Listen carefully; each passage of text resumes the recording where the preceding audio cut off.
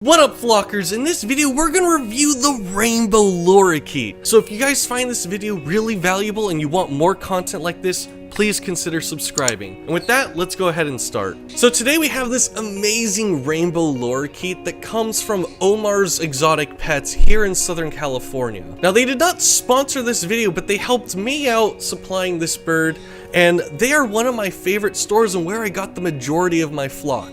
So if you're ever in Southern California, please check them out. Now, a little background about Rainbow Lorikeets is they come from northern and eastern Australia, in the place down under. And they're actually really durable parrots. You see, they're actually invasive species in places like New Zealand and Hong Kong.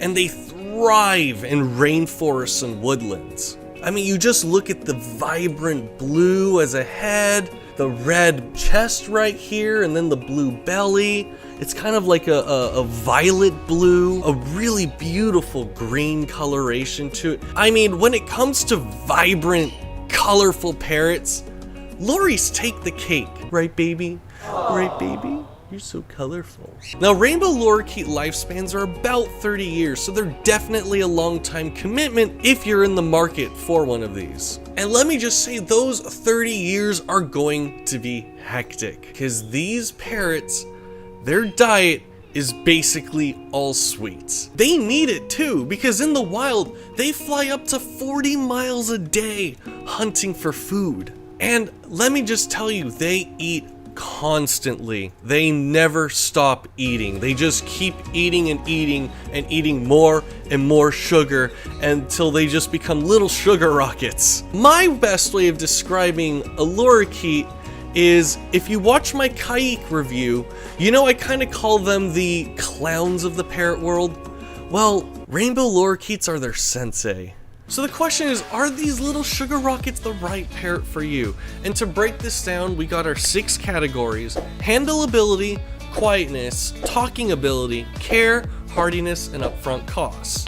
Now, to start off with handleability, I'm going to give them score of a 2, but they're really more of like a 2.4 or 2.5. Starting with the positives, just like a kayak, they're incredibly playful. And they're actually really sweet, affectionate parrots. I mean, you see videos of Lorys and they are just all over people, cuddling, getting on their bellies, climbing all over. But the reason why I knocked them a score down compared to a kayak is they're a lot more beaky. And that's not necessarily a negative thing, but a lot of people might get scared by just how beaky these birds are. A Rainbow Lory, their muscles are a lot weaker, but being very nippy and beaky, they might be a big turnoff if this is your first parrot. And this is where I recommend them not to be your first parrot. You definitely want parrot experience to learn parrot body language and understand what it's trying to communicate. They can sometimes get a little too aggressive and a little too rough, and they might nip you a little bit hard and break some skin. And they don't necessarily mean to. They're just having good fun. And that's the next thing, is training them. You really have to be focused when you're training these parrots. They can develop into being very nippy parrots and actually turning pretty aggressive if you don't keep up with their training. And then they can start getting very territorial against other birds, and they also get jealous pretty easily, kind of like a kayak. So if you don't keep up with it, it's going to develop really bad biting habits. Now again, while the bites don't hurt as bad compared to larger hookbill parrots, it is something you want to keep in mind, and that's why I dropped their score just a bit down. But if you can put up with that, they end up being great fun companions. Next up on this list is going to be quietness. For quietness, I give the Rainbow Lorikeet a score of 2 out of 5.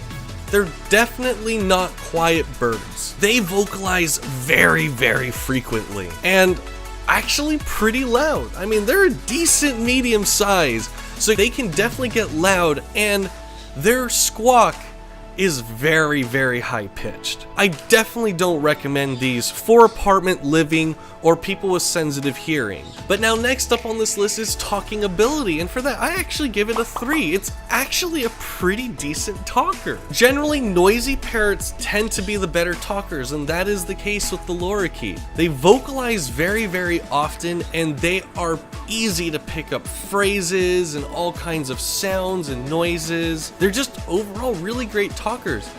They're not the best talker in terms of clarity. Their voice is kind of pitched higher and a bit coarse, and when they talk it's not that loud, it's a little bit lower on the volume scale, but overall a pretty decent talker. And if you're looking for a talking parrot, lorikeets are a really great, fantastic option.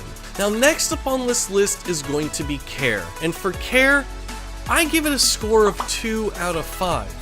In my opinion, they are definitely one of the more difficult parrots to take care of. They have a very specialized tongue. Their tongue looks completely unlike any other species of parrot. They kind of have a feathery, bristly tongue. Their diet mainly consists of pollen and nectar and like flowers and flower buds. They're not just a tropical looking parrot. I mean, they eat a tropical diet. And as such, their diet is very, very hyper specific. So if you have a rainbow lorikeet, you're going to be feeding it a special mix of a pollen nectar mix, or there's also a special blend called Lory food that you can find commonly in parrot stores that kind of mix in other nutrients in with the pollen, and I think that would definitely be the way to go. So if you get the food, what you're gonna get is this powder, and you have to take this powder, and every single day, first thing in the morning, you're going to add in some water and create this soupy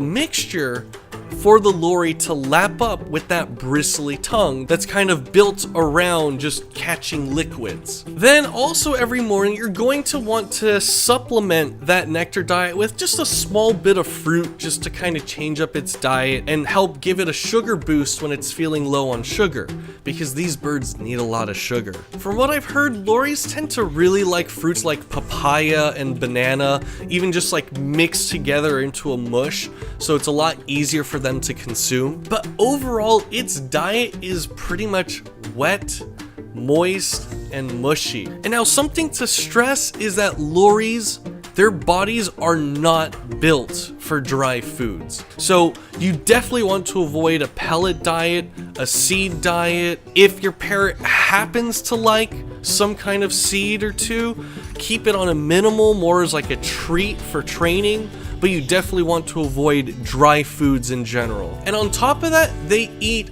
constantly. A Lory eats about 3 to 4 hours a day. They're just always eating, always making droppings, and their droppings are going to be little squirt guns because its diet is just all liquid.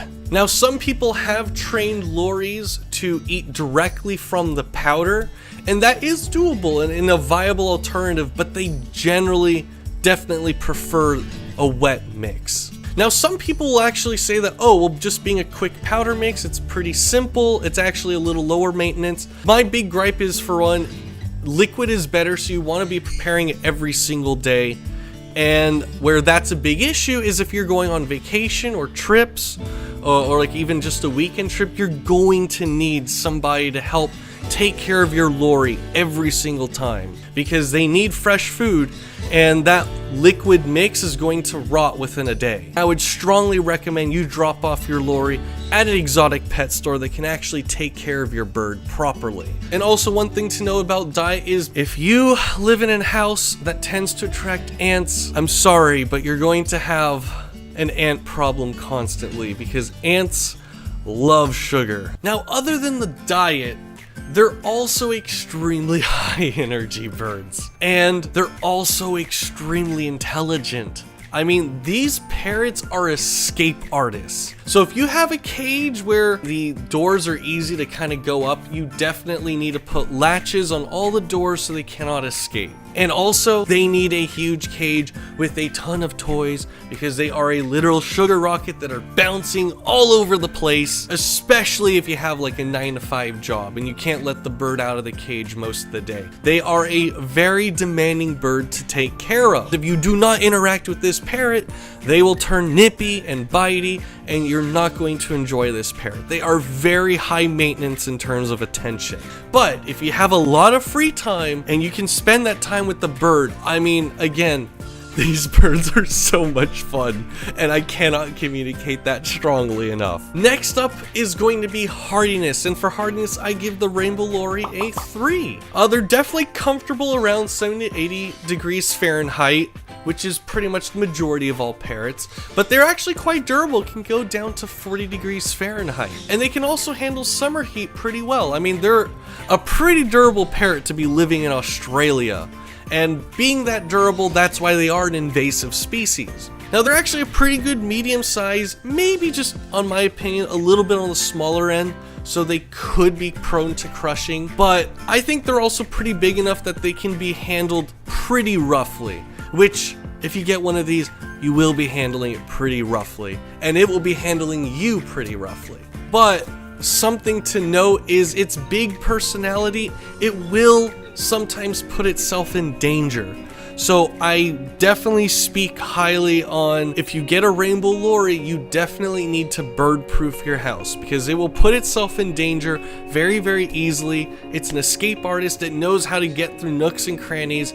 You definitely want to be very, very careful with this parrot because despite it being decently hardy, it's still going to be very mischievous, so keep that in mind. And then next up is going to be upfront cost, and for that I give it a score out of 3. They're about average for a parrot, costing about $1,000 US, and they do need, you know, a medium to large cage, which is definitely going to be up there in the cost, but again, that's an initial investment. They do need a lot of toys to fill up that cage. So their overall cost is going to be a little bit high, but not too bad because the birds are decently available, and that keeps their costs down. Now, getting fruits every single day can add up in cost, but if you get the Lory mix, that can help offset it to where you only need fruits maybe every once in a while. And also, the powder pollen is actually pretty affordable. They're relatively cheap, and you're just diluting it with water, so it doesn't actually cost too much. So that kind of offsets the cost of the fruits if you are giving it fruits every other day. But overall, it's actually a pretty relatively affordable parrot compared to some other birds. So then to sum it up, I give an overall score of the Rainbow Lorikeet a score of 2.5 out of 5. Just a perfectly in the middle score. It is not a horrible bird, it's not an amazing bird, but it's a rewarding bird. And if you can handle this amazing, colorful, playful parrot with a very specific diet, and you can handle all of that, you are going to have one of the most fun parrots you can possibly imagine. Now, if you want to see more parrot reviews, please make sure you like and subscribe, and I'll see you next time.